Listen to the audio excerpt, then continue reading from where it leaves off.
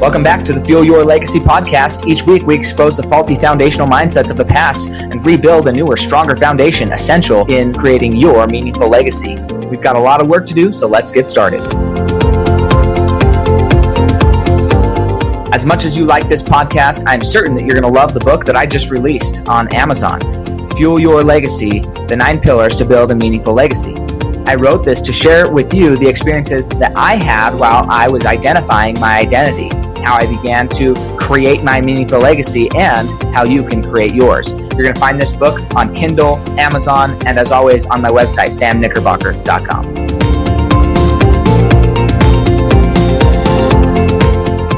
Welcome back to the Fuel Your Legacy show. And today, again, we got another wonderful guest from Canada this time. I love interviewing people from all over the world because everybody has kind of survived through the last year of our lives very differently, different expectations, different levels of communication and openness because of COVID, that it's been very fascinating to see the interactions of different people. So he's from Ontario, Canada. And just to give a little backstory on Mike, he's obviously going to go in a lot more detail, but Mike really likes to work with solopreneurs and help them monetize their skill sets and then develop them into systems and actual businesses. So many times we get stuck in the hobby form of life and like, oh, I'm going to do this side gig and it's just a hobby. It's not a business. But whether it's a business or not entirely depends on how you're approaching your hobbies. Or your just life, right? I'm a firm believer that even your household should be run like a business. Your relationships, like there's so much stuff that when you run them with clear expectations and contracts, everything's better in life. So I'm excited to have this conversation with you, Mike, but go ahead and share with us really where you came from. What was that early childhood like? And then how did you end up doing what you're doing right now? And what do you want to create into the world? Absolutely. Well, Canadian, currently hiding in Mexico because it's cold and COVID was really terrible there. So I've actually been in Mexico for the better part of all of COVID pretty much, but home base is Toronto. So for me, I grew up in a suburb just outside of Toronto, a little place called Oakville. Shout out to Oakville, I guess. We had I would say kind of that, middle class in the middle class in terms of like the economic area that our family was in. Pretty good childhood up until kind of age 8, 9, and then parents split up. So that was kind of it adds a lot of turmoil. It adds a lot of kind of uncertainty in terms of your day to day. What was weird is that, statistically, it was a huge number of people that were, whose parents were divorced, and every single one of my friends' parents were together. And it was just like, I was just like the weird outsider, which I was like, in any other bucket of 10 or 15 people, we'd be a 50-50 split instead of me being the only one.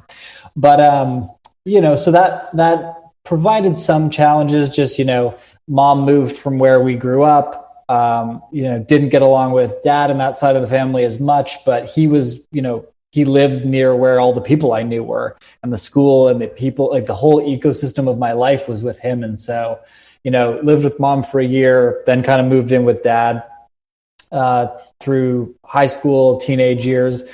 I had a really unique upbringing in that I had basically no oversight whatsoever. I had the entire floor, the whole basement floor of the house to myself with a private bathroom, private exit. So I kind of came and went as I pleased. Nobody really said anything, which in some ways was good. In some ways was bad. As a 14, 15-year-old, you can get into a lot of trouble, of course, and as I did. But I think that freedom and that, I really had no guidance. I think a lot of that kind of drove this, well, why don't you just do this because this is what you want to do? And I didn't have anybody saying no. And so I really kind of played by my own rules for a really long time, which I think in the end worked out to be positive. But at the time I was a bit of a nightmare to deal with for the 2 or 3 days a week I actually showed up at home. I was always like fairly entrepreneurial. I had, all kinds of little businesses. From the time I was 13, I was pretty much making enough money to support myself and beyond. I had all kinds of weird random jobs. I was a break dancer. I worked at a gun club. I was a bingo caller later on. I experimented with a lot of different random jobs and things as I was growing up. But yeah, since, even from the time I was, 14, 15 in grade 10, give or take, whatever age that is, I technically was making enough money to support myself. So didn't need anything from anybody, no rules or timelines or regulations in my life. And so I did what any kid at that age would do. I spent it all frivolously and had a wonderful time. Yeah, didn't save a dime, but I fueled and paid for all of the parties that we had all through high school. So it was kind of a fun adventure in that way. And then after high school, during high school I was working for a flooring company. I was in sales, and I was really, really good. Even young, I was selling $10, $15, $20,000 installations into people's homes, even at 15, 16, 17 years old. And so I knew there was something with me in sales, and I really always connected with that. I decided I had to go to university right out of high school. I barely got in. All the schools I wanted to get into, they're like, no, but you can go to this weird offshoot remote version of our school. And I was like, sure, why not? Didn't fare very well. The book classroom learning for me was really always a big challenge. I was a terrible student through everything, high school and university. I got an academic probation a lot. I kind of just threw in the hat pretty early. And so I did 1 year. I don't even know if I think I passed a couple courses, but it was just, really not a good fit, really not meant to be for me. And so at that time, I was like, great. So I'm 19 or 20 years old and no school. What am I going to do? And I never had a lot of entrepreneurial influence around me. Nobody in my family was really doing it. And I really had no connection to it. So it was in me, but I had nothing to, foster it and have it grow. So I went back to the flooring store. I remember a conversation the day I dropped out. I called them and I said, hey, I need a job. I'm going to start on Monday. And they're like, well, we're kind of overstaffed and this and this and that. And I said, do you remember how much money I made you before? And they're like, let me get back to you. And within 20 minutes, they're like, see you Monday. We'll find some space. Because I honestly would have worked on commission only. It was just a really easy job to me. So I did that for a couple more years, kind of wasted my not wasted, but just, lifestyle wise, I wasted my kind of early 20s. And when I hit 24 or so, I was like, you know what? I got to grow up. I got to get a job. I got to do the adult thing. Right. So I got a job for an insurance company doing phone intake or whatever. I quickly accelerated through that because just, it was a job role that, we had a bunch of people that were a bit older who were kind of there for life. And it was so easy to just fly out of that position into the next. And I worked there for about 6 years. I had, some good times. I ended up moving to Vancouver, British Columbia for 2 years. They flew me out there to work for a couple of years during the Olympics, actually. So that was quite a lot of fun. But I never really liked it. But I liked the security. I liked the benefits. I liked the vacation. I liked the company car. I liked the home office.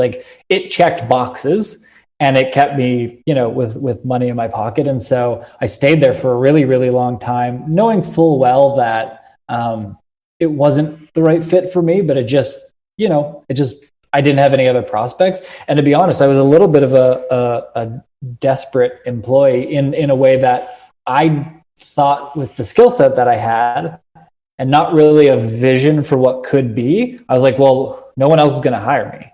I don't meet qualifications for any of this stuff. And so the whole time it was knowing that it wasn't right to be there, but also knowing that I couldn't fit into the mold in more scenarios than not. And this is going back 10 years now. Now, people, big, important, interesting companies are kind of just saying if you've got a skill set, we don't really care about the education as much.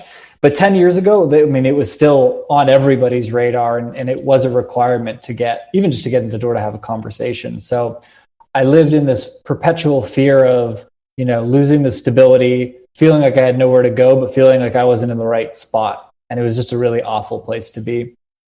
in the midst of that, I was married. You know, at that point, we knew that we weren't a good fit for each other, and so we continued longer than it should have, and just so it was kind of this like really crappy culmination into my 20. I was 28 or 29 at the time, and I was like, what am I doing? I'm going to turn 30. Every day is miserable, work and home. I mean, I was just in a really bad spot. And the tipping point was actually an incident. I was sitting in my car, waiting outside of the office. I was just like, I had a home office, but I went into the office a fair amount as well, for whatever reason. And I had, you could call it an epiphany. You could also call it a panic attack. It was probably a bit of both. That I just like, that was it. I had it. There's no scenario where I could move on past today. I mean, I remember reaching for the door handle of my car and my body just started trembling and I started bawling. Like I had no control over my limbs and I lost it. Got on the phone with, my wife, my mom, my dad, started talking to people I had to sort out what was going on in my head. I had no control. And everybody said, hey, smart path is get it together, take a few minutes, go in, aggressively look for a new job, and then, it'll all work out. It'll always all work out. But the truth is it was coming from people who were always going to have jobs. And so even if they were miserable, it was like, well, then it would be a different job or just suck it up and do this job. And so, it really hit me exiting the car after agreeing that I was going to keep this job. The second I opened the door, I knew I was done. I knew there was no scenario that I was going to stay on board, and I walked in and I immediately quit. I think I stayed on for a couple more days to like show them the projects I was working on, but genuinely was just completely checked out, and it was freeing. It was also terrifying. I mean, I had maybe 30, 40 grand in the bank, and that was it. So it wasn't like I was set, and it wasn't like living in downtown Toronto was super affordable. So, that runway doesn't last that long. And I remember sitting in my backyard about 2 weeks later, drinking with my friend Steve, and soon to become business partner. And he goes, we were just talking about apps, because apps were, 9 years ago, there was this trending thing, cool stuff coming up, and a lot of companies were bringing their stuff into the phones, and we were thinking about what could we make a robot to help people do? What could this be? So we went through this huge myriad of different things, and we're like, you know what? Groceries. We're going to make a grocery shopping robot. It's going to be called Gbot. We're going to take over the world. We were convinced we were going to take over the world. Not so much.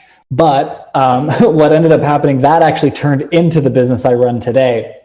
So that business was launched early 2013, and we started developing it. We started, hired it. We brought on a partner who was a software developer. We put him on salary. We put another person on salary. We're like, make the grocery shopping robot. And it's going to, at its core, it was a really cool idea. In fact, we went on to, so Dragon's Den is like the competitor to Shark Tank. It's like the Canadian version. And they had made another, like a spin-off series specifically for tech. And so we, registered and we went on, and Michelle Romanow, who's now a big investor on the main show, actually said yes to us. And she loved the idea. And she's like, I have a huge user base and I can tap you right into them.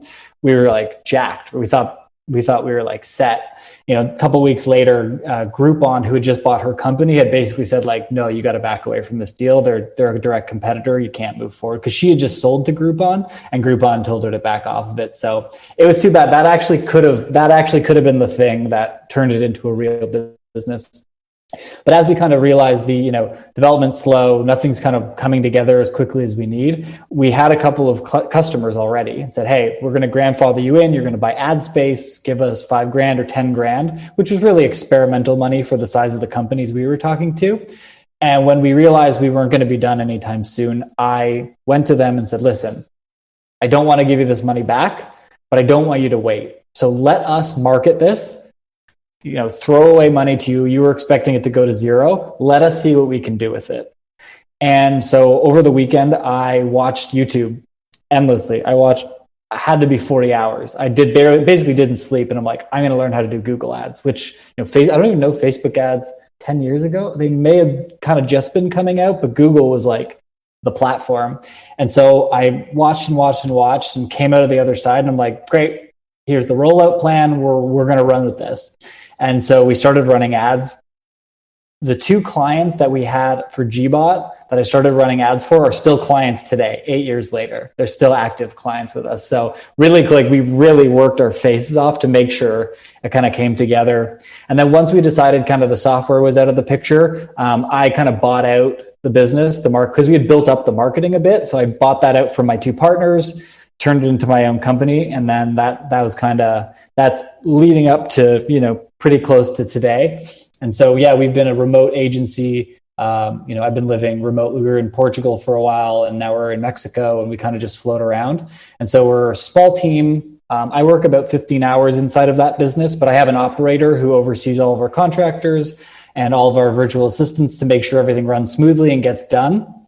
And we have a roster of about 12 clients, pays for all of our life expenses, all of the salaries I need. And so that's kind of like the cash cow thing that keeps me floating. I spend about 15 hours a week in that business, just like overseeing and strategy and stuff. And then, so what I started doing kind of after I got that solidified is I started offering coaching to friends of mine who, offered business services, but were like, I'm just creating a job for myself and I'm drowning in my own work. And I was like, oh, well, I built this system and I stopped working in the company. So why don't I just show you how to do it? And at first it was just a couple of immediate friends of mine. I said, I'm just going to charge you like a couple $1,000 just to pay for the time, but like, let's see if we can do this together. And it went really, really, really well. And so now I'm really opening that side of the thing, helping other people do it.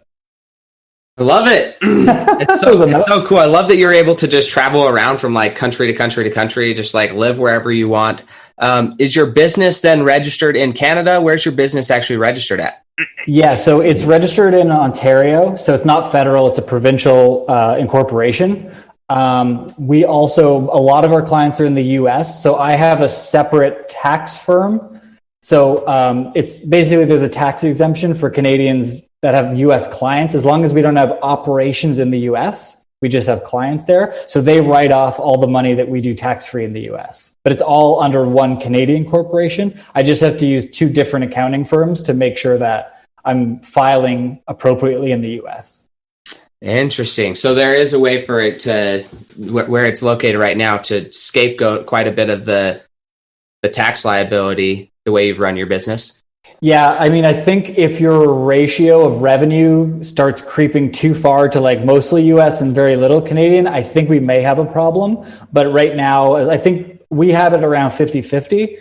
And so as long as we don't go too far, we haven't had any problems to date. We've been filing that way for 5 years now. Awesome. We haven't had any problems. So I think I love that. I think that's a big part, where learning the intricacies of how you're specific, because every type of property is taxed differently, and every type of business is taxed differently. And so that's actually one of the big issues right now, kind of going through the American government, Congress, is that it comes across to the public and in media as, oh, we need to tax the wealthy people more. And it has really nothing to do with, I mean, it kind of does, but not really about the wealthy people, but more specifically, Facebook, Google, these companies, the tech companies, their tax structure has not caught up with how much percentage of the global economy they're taking.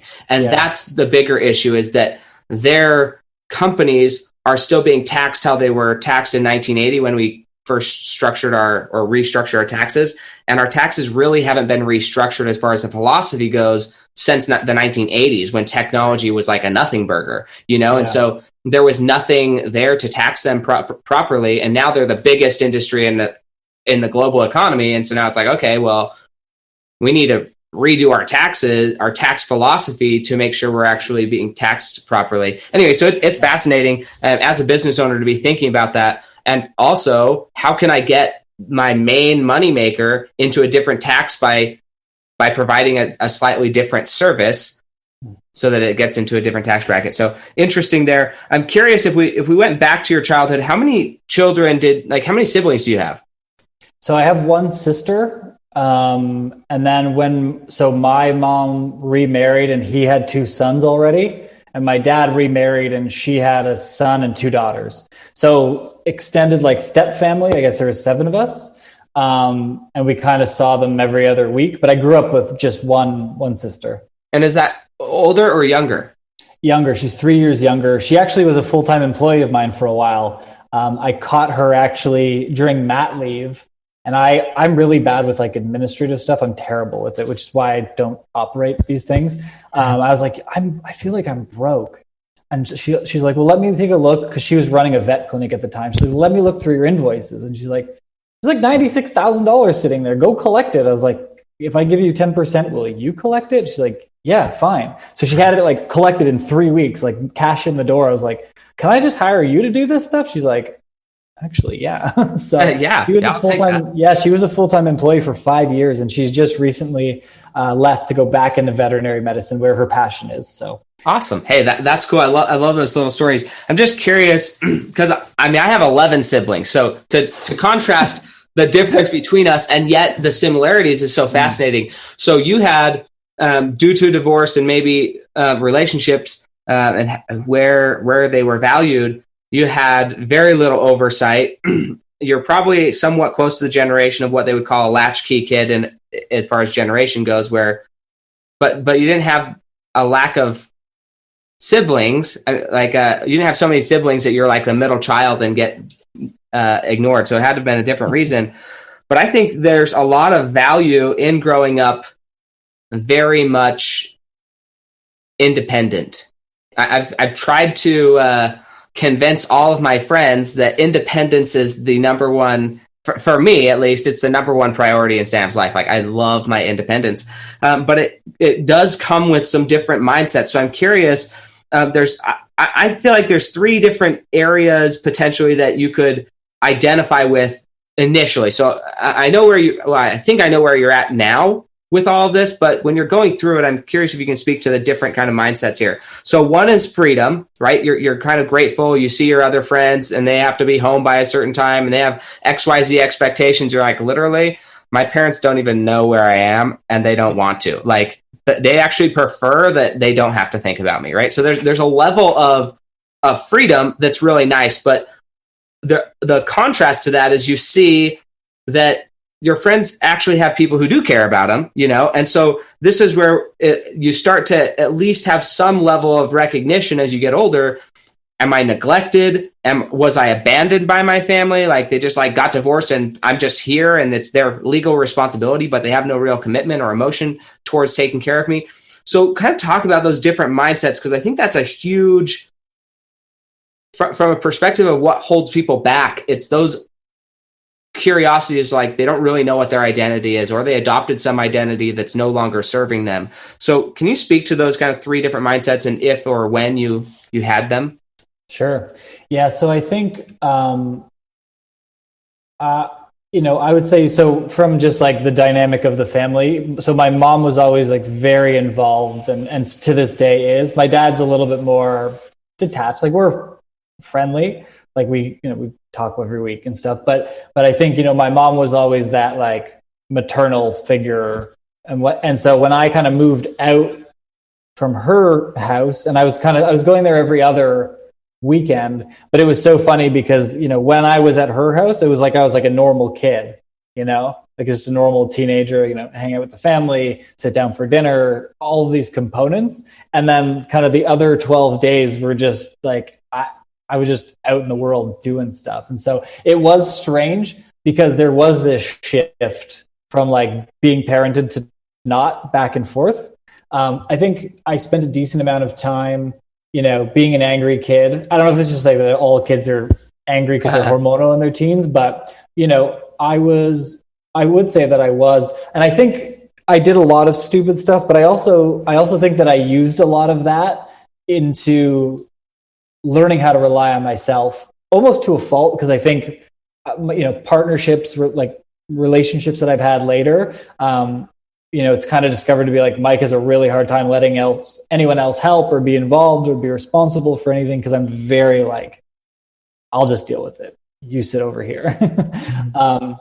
But yeah, I mean, I was, angry for a while. Part of it would have just been, I guess that you have a certain way about growing up and there's a dynamic within your life, and then the dynamic just kind of like shifts out from under you and you just kind of fall in and you're like, oh, well, what do I do with myself? What am I supposed to do? Like, what is life supposed to look like? And I think in a lot of ways it was good making it up, because I went through all my dumb phases very rapidly.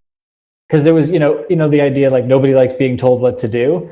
Usually you do something stupid and then someone tells you you're not supposed to do that or you can't do that. I kind of just saw this back end to it where it was like, okay, then these people are just angry. No one's telling me what to do. And I was like, well, why would I want to make people angry? Okay, well, I'm just not going to do it anymore. So I think I actually, in some ways, like self-matured really quickly. But I do think there was a lot of deficiencies in, just like my idea of family and that structure. And I think, the first marriage that I was in, I got married when I was 22 or 23. And I think a lot of those problems came up during that time. And that's probably one of the biggest reasons why, we didn't work out. And so I've actually started working through a lot of that in therapy, which I never, ever, like I went to one session when my parents first split as like a court mandated thing. And I was like, this is stupid. I'm not going to go again. And then 15, 20 years later, I was like, I should probably talk through some of this stuff because, I never really, I think it's that I never really learned to ask certain questions or pay attention to certain things, because I was always in this like survival mode and like, make sure you're one step ahead, make sure this thing's taken care of, make sure that's taken care of. And so you spend enough time that way, you don't really think about emotions, or there's a lot of stuff you don't consider. And I think it's, not good to be a well-balanced human and not have that stuff. And so I've worked through that in the last year and a bit. Yeah. So I'm curious, do you feel like growing up, do you feel like it made you, again, these are questions that I've had about my own experience, right? Because I like I said, I'm the 7th of 11 kids, and at age so we were all homeschooled, so we had maybe more oversight than most, but also a lot more freedom, because as soon as you got your homework done, you could go do whatever you want, right? You could run around town, you could whatever, and as long as the police didn't call parents, then you were good, right? And as I began to get older, I actually started working full time when I was 11 years old in like a honey extracting plant. Then I went to being a landscaper, then a bricklayer, then a lifeguard, and very similar things. I'm like, I've tried everything. By the time I was 18, I had already had 11 different jobs. I'd been providing for the most part for myself, and just wasting my money, same as you. But what was interesting is it almost left me in some respects without a childhood. Like other people would be like, man, you had so much more fun. But I'm like, yeah, I had a lot more fun, but I've been an adult since I was 11 years old. So like, I don't even know what adulting looks like, but it did create kind of an inability to a degree to connect with other teenagers. When I was a teenager, I'd go to the parties. I would try and be a teenager like everybody else. But the reality was, I honestly looked at a lot of that as kind of silliness, or the arguments they would have with their parents, or like their parents are nagging them to get something done. I'm like, just get it done. Like, I'll do it for you so we can go play. Like, this is stupid. Why are we still having this conversation? So there was a certain level of maturity in some areas, just as you said, but there was others that you were immature in, the emotional side, I would say, as far as connection and playfulness and creativeness, that just didn't really exist a lot. So I'm curious, how much did that, or were you even conscious of that discrepancy growing up? Like, did you feel like your friends were just like you? Did you feel like, man, they have no idea what's going on in the world, and maybe that's nice, is that I'm with a bunch of people who have no idea what really is reality? I'm curious about that. Yeah, so I resonate with pretty much everything you just said in terms of like the thought process and the format. I did have a core kind of group of friends, but while they were like, hey, we're just going to like go and smoke weed tonight, I was like, okay, well, like I'm going to go to work and make money at 6 a.m. So no, And so, but what's interesting, so I was not cognizant of anything at that time. I was pretty much just like blocking everything out and just making sure I was like productive and moving forward and taking care of myself. That's pretty much my only mindset then. I really didn't slow down that process until my late 20s. I was just like when I started building the software company, I was like, just work 17 hours a day, get it done. Like I just never kind of came out of that. And then it took me, a bit of a shock to move past it. But no, I wasn't really aware of any of that at the time. Looking back, I was made aware of it, but it was interesting because my kind of core group of friends, a lot of people will joke about, friends from high school, and I don't have many of them.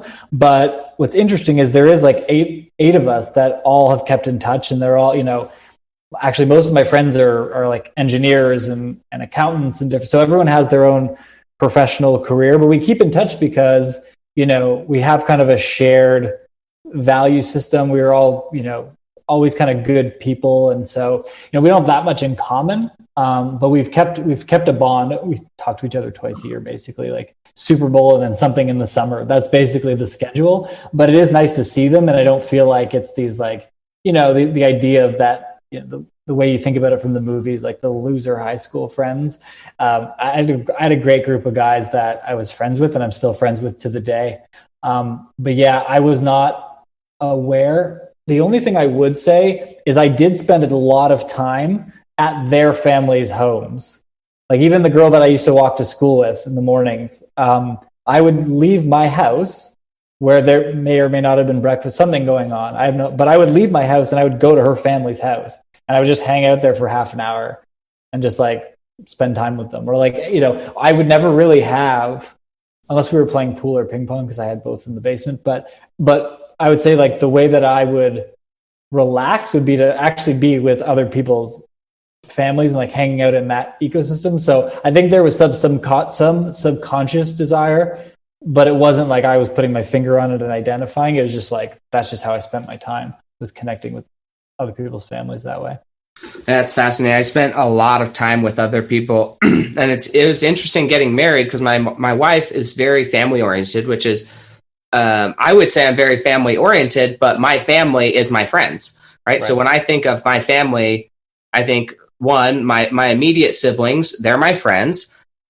And also my friends are my friends. So they're this and equal commitment to both relationships, right? To biological family members or to friends that I believe are just as much my brothers as anybody else, right? It's the same type of relationship and commitment and loyalty to both, right? And that's very different than how my wife grew up, where it was very much like very, very, very family oriented. Everybody still sees each other. They all live within, 30 miles of each other. Right. And it's just like not at all how I grew up. And so it's fascinating. And I knew when I was getting married, I intentionally wanted to marry into a more family oriented household to kind of draw me, or because I already had the other extreme in my life growing up. And so to try and meld those and say, okay, I know this is going to be a struggle. I know this is very, very different than what I'm used to, but I want to experience it. And I want that to potentially be part of my future, or at least have the option for it to be part of my future. So it's fascinating. How often do you think, now you've run a business for, I don't know, a few years now. Yep. How often does it start out? Let me rephrase this. How often do you feel like it ends the way you intended it to be when you started? Never, not even close. No, I agree. And the reason I wanted you to say that is so many people, they're waiting to get started on their dream because they want their dream to be the successful thing. And in my experience, my initial dream that I have is never what I end up loving and being thrilled about. So talk about that. Was it hard to let go of the initial concept and move into those next phases, or do you feel like it was a natural transition? Because I've had people on the show with both experiences. I'm just curious about yours. Yeah, so I have had both experiences within myself. So when we had this plan for the software business, it was like, 30-page investor deck, roadmaps. I mean, we had it all figured out, we thought we did. And the truth was that those plans mean nothing without execution. And through execution, those plans need to dynamically change or you're going to fail. because your thesis about how a customer is going to interact with something or how long someone's going to stay using something, all of it's a thesis. And all of it is variable on every unique individual and human person that interacts with the brand, whether it's business to business or business to consumer. So you know nothing. You can have a thesis, but you can't know anything. It's impossible. So I think with the software one, it was weird because we're like, no, but like, this is how this is going to go. Why isn't it happening? Let's keep putting resources in to make this happen. And then when that kind of folded in, the marketing thing came so organic. It was like, I don't know, I just like learned how. I enjoyed it thoroughly. Like I love buying Google ads. I enjoyed it. And so when we were kind of like, okay, I don't know about this software, the marketing thing was like, I don't have any context for what's supposed to be. I didn't go to school. I've never worked for an agency before. I was just like, if you need clients and I can make an ad that brings the client, then you pay me to do it, right? Right? Okay, great. And so like that was my entire business thesis is like, great. And then when you like it, you write nice words and I'm going to use those nice words to tell other people to come work with me, right? Okay, great. And so I didn't have a plan at all. I had no context for what it was going to be. I just knew I enjoyed doing it and I could make a difference for somebody in doing it. And I was like, let's do more of it. So yeah, I mean, like we got punched in the face on the software side, and then the marketing thing it's felt like nothing to run. Just because, you know, we make sure we execute, people like it, they bring us more people, and we keep making money. So, you know, polar opposites, but they were kind of running simultaneously. So I was really torn by, you know, that concept when we were having both running. Yeah, I just have found that that's such I found it holding myself back sometimes, where I'm so married to the idea of what I started out with. And I'm like, I love this and I don't really want to pivot. I don't really want to start doing something else because I'm still like, I haven't found a way to make my original, like my heart desire connect with the thing that financially makes sense to pivot to. My heart isn't pivoting to that yet. And so it's like, oh man, I know that financially that would make a lot of sense, but my heart's still not in the pivot. You know, my heart's still in this thing that isn't really producing tons of money or the amount of money that it could. And I know I could go make more money somewhere else, but I just don't want to pivot yet. So it's just interesting in different things. It's happened with my podcast. It's happened with my other business. It's happened with the books that I've written that like, oh, how far do I pivot? You know, how far off? And at what point do you just go start a whole nother company? Like you said, you know, okay, well, I've got this going. How about I just teach my friends and charge them a little bit? And then eventually you're like, I could actually make this a company. You know? And at what point do you make it a separate company to go do something completely off the wall that you didn't think you'd ever be interested in, but you are? Yeah. Well, one thing that I would say, so when COVID hit, so the reason I started coaching people is so I was offering marketing training to non-essential businesses, basically. Like the nature of my product required them to be those types of businesses. And we were doing about 40 grand a month with this training product. And when COVID hit, I turned to my team and I said, I virtually turned, they weren't in the room. I was like, this product is dead in a week. They're going into lockdown. This is going to go on for way longer than we thought. All of the money that we're making is going to zero next week. And they're like, what are you talking about? I'm like, I promise you it's going. And it literally did. We were doing 40 grand a month. I haven't seen a dime since last April on it. That's just the nature of it. And so I think, but what I did was what I've always done when I need to build back up is I basically had a whole bunch of people share a post that I made that said, I'm going to give away 50 hours of my marketing and business strategy time in 30-minute blocks because COVID is hurting your business and you don't know what to do. Get in touch with me. And I ended up fulfilling about 38 of those meetings. So I put in quite a bit of time. The common thread that was holding people back is this idea of this is how this other person does it, and this is the way that the industry expects it and it has to be. And so I have to do that. Which is insane to me because I never had any of the guidelines. So I was always just like, why don't I just call 100 people and ask them if they want marketing? It's like, why not? But what was holding people back was like, well, no, but these other bigger companies, they do it this way. Like, we're in the same industry, they do it this way. I'm like, which means what? Like, just make up a different product, tailor it to what fits your client's needs right now.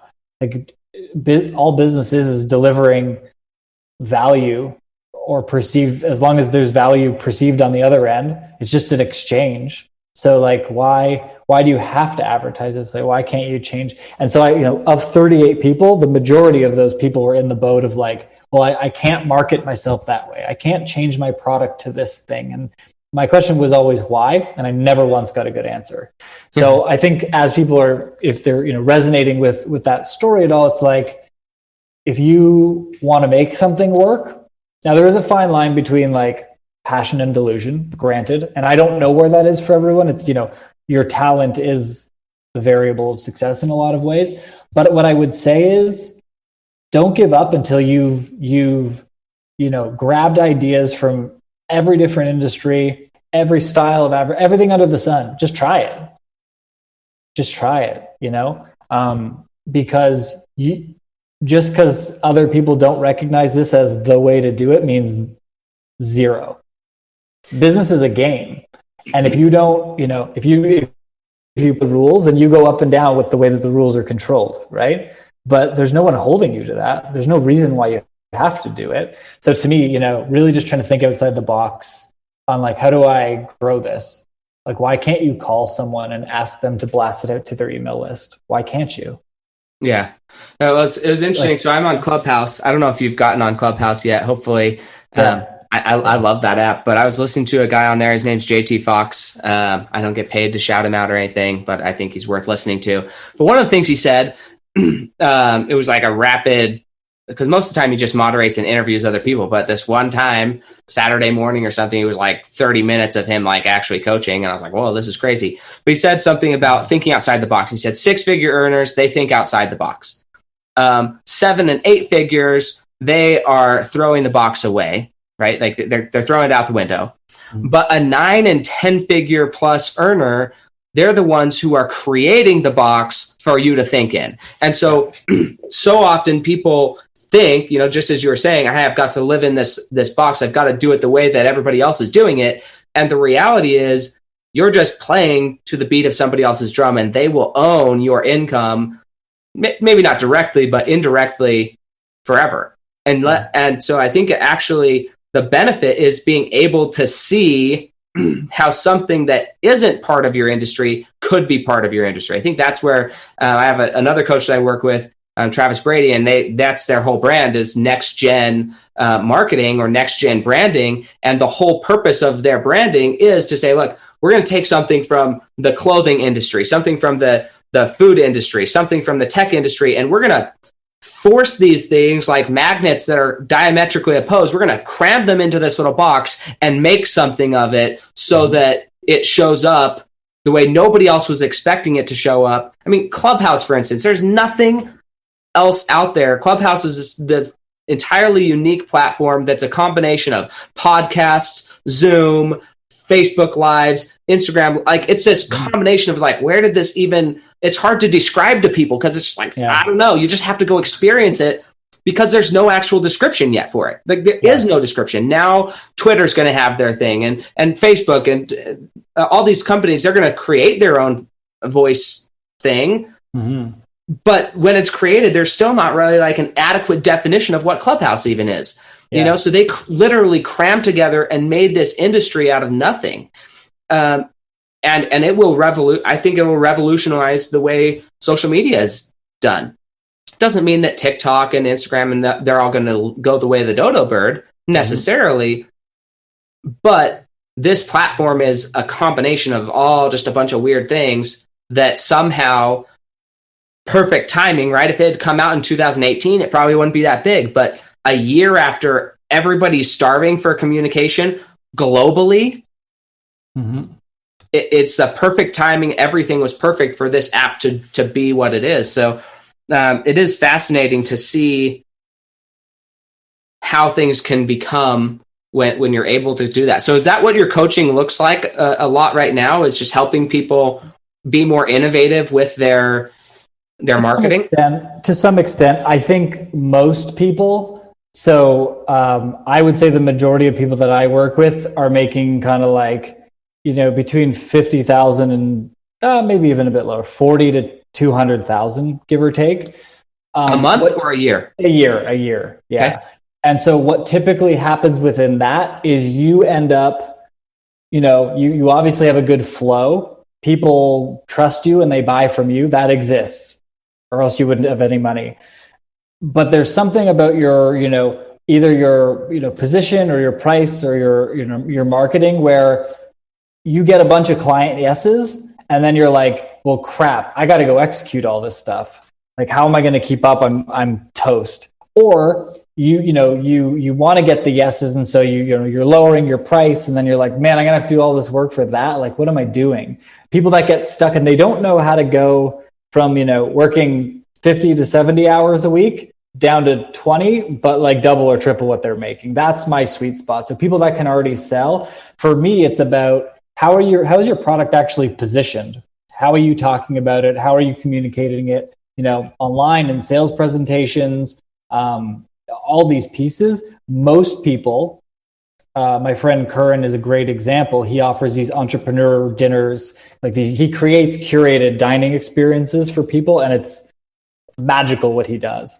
And a year and a half ago, we were talking about a number. He goes, "Do you think I could make X to do this? It's a 2-hour dinner facilitation." Sounds like it doesn't.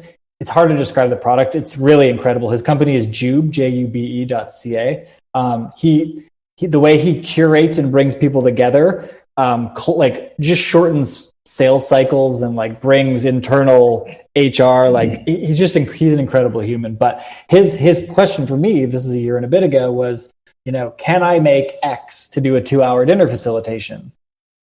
And I said, you could, but you could also multiply that by 7. And he's like, you can't, there's no scenario where I can charge 5 figures for one 2-hour dinner. And I was like, I'd pay that. Yes, you can. Personally, I have paid that, so I already know that I would pay that. And so I think just because I think we, when we're the solopreneur, we have expertise in a couple of different buckets.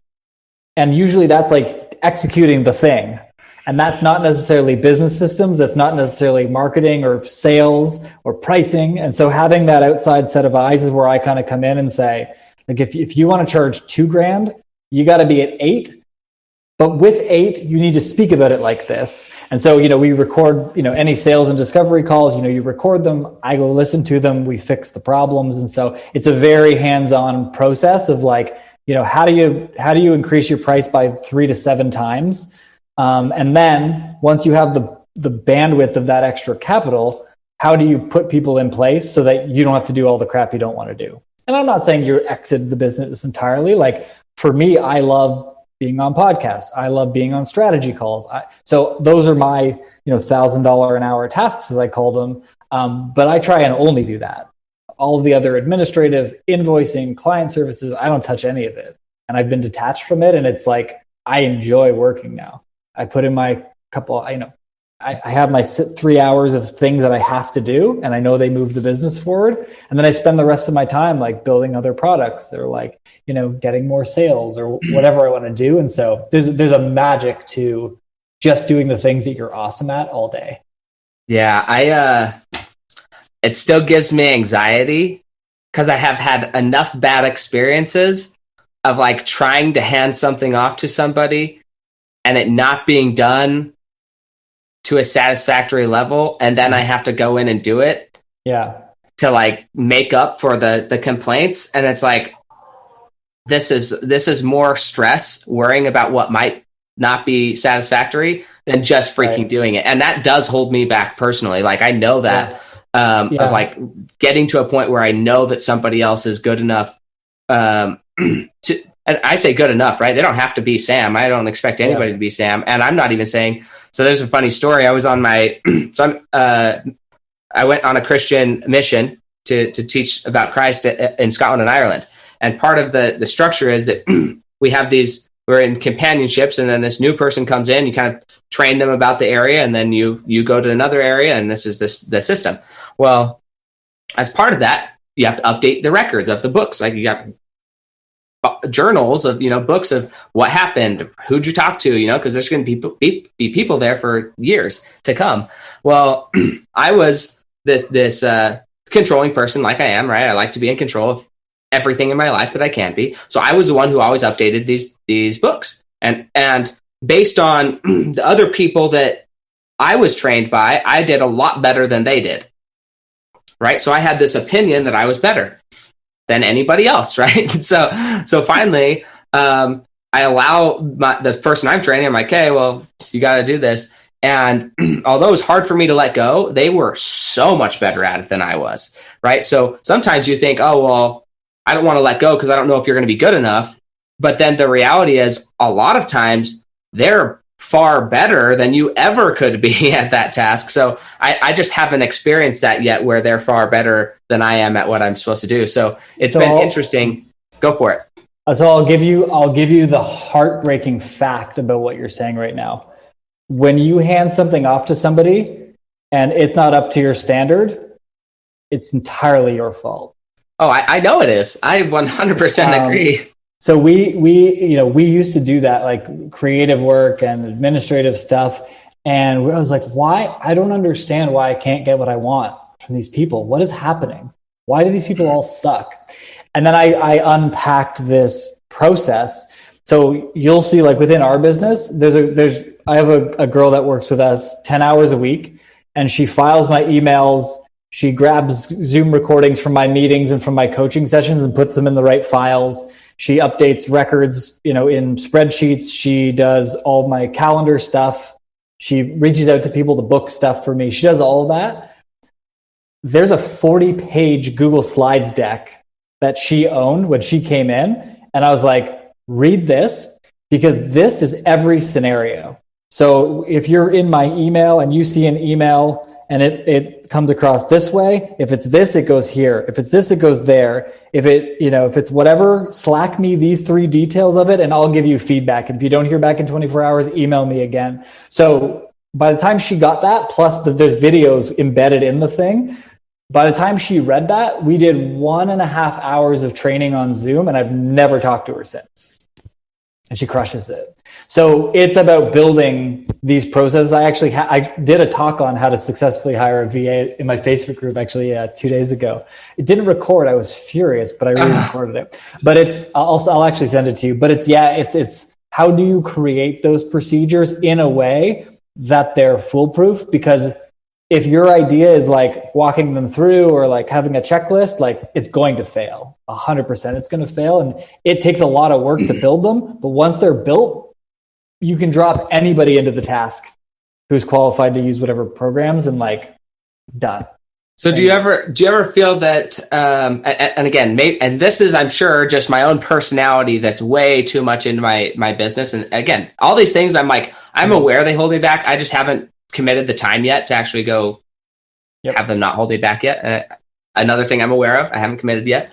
But do you ever feel like when somebody else comes in and they do want to change it because they think, hey, this would actually be more effective if we did something else other than this? How do you handle that? Because there's the rigidness of like, no, you do exactly what I say, when I say, how I say, don't be creative. Don't think outside the box. Don't do anything. But then I think that can hold you back from the fact that things are changing on the ground every day, and especially when you're using somebody else's software that you didn't create, you have to make adjustments to their software. And then that pitch deck gets a little out of date every day. And then eventually in, 2 years from now, that pitch deck is obsolete because now there's way better systems, way better everything. So how do you manage that with your VAs? Yeah. So I have an 8-week feedback loop.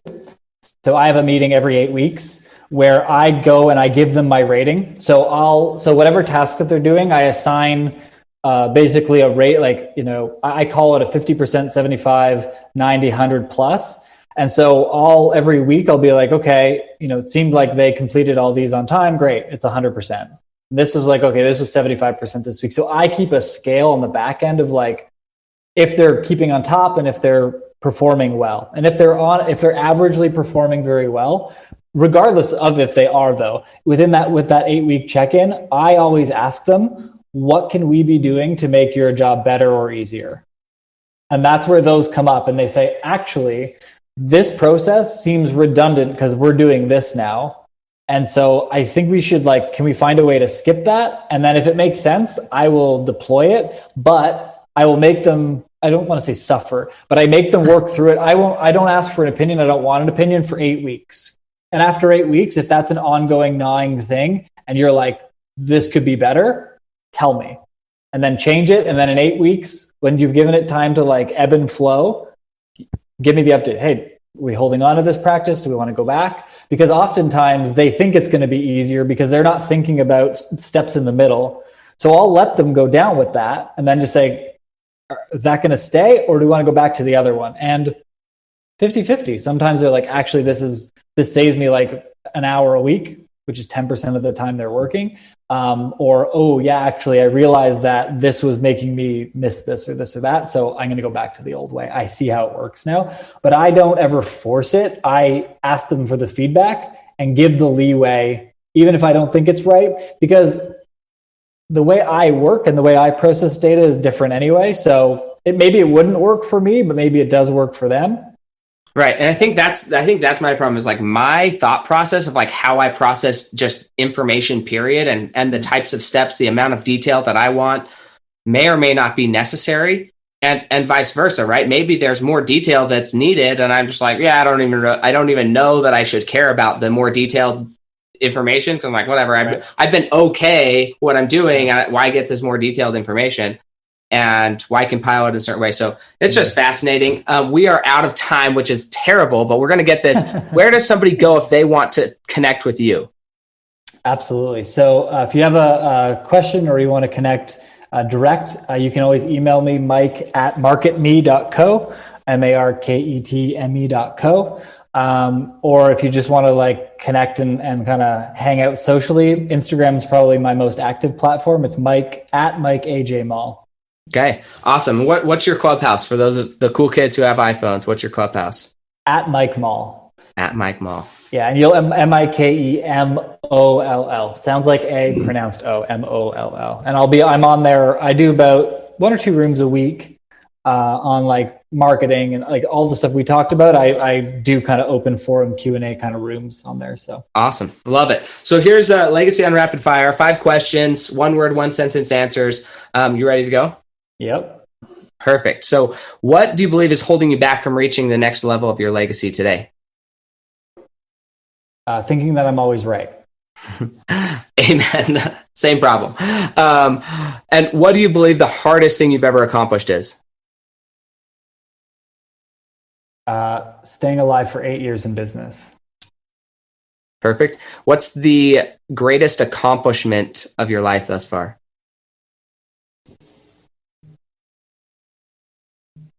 Being able to provide for my family. Love that. And if you had one secret habit, mindset, or behavior that you believe contributes the most to your success, what would that be? It would be remembering that nobody cares what you're doing and not to forget it and use that as motivation. Love that. And what are 1 or 2 books you think could the Fuel Your Legacy audience could benefit from? If you're just about to start your journey, there's a book called The Entrepreneurial Roller Coaster. If you want to know what's to come and what that's going to be all about, that is hands down the book. And for people that don't, sorry, that's more longer than 1 sentence. I'm done. The other book is the one, Chris Voss, Never Split the Difference. It was phenomenal on negotiating. It told his stories, and there was just so much stuff in there about all the ways that you are negotiating every part of your life wrong. Have you been in his clubhouse rooms, where he's going through and taking everyday scenarios and dismantling them in real time? No, I haven't. I actually spoke. I spoke behind him once at a conference, and we chatted a couple times, but I've never caught up. Oh, dude, his clubhouse rooms are really good, freaking awesome. His voice, because when you read the book, I listen to stuff on Audible, and I listen to it double speed or triple speed. Mm-hmm. You don't realize it, but his voice is put you to sleep like no wonder he's an FBI hostage crisis negotiator, because it is like the most soothing, calm, boring, doesn't get excited voice. Even when it seems like he's getting excited by what he's saying, his voice is just the most even keel, boring, calm voice you could ever imagine. It's just, that's why I was sad that he didn't read the Audible. It was someone else that read it. If he would have read it, you would go to sleep, I think. His voice is so amazing. If just go listen to him on social media or somewhere. It's incredible. I love it. So here's the final question.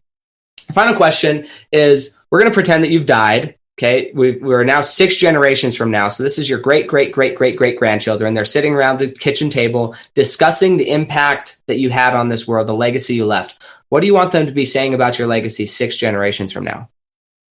I would say that,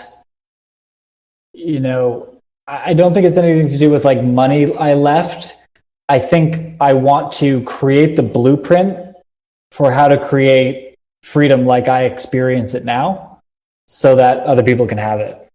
Love it. Okay, awesome. Well, thank you so much, Mike, for joining us here and sharing your wisdom. If you get a chance, for the listener, please rank gold stars. 5 gold stars is what we decided was the best review. Anything less than that, it's okay too, but 5 is definitely the best. And then leave a nice review for Mike, and reach out to him in his other areas. Search him on the podcasting app. You'll be able to see him in different areas, different conversations on every podcast. I love it.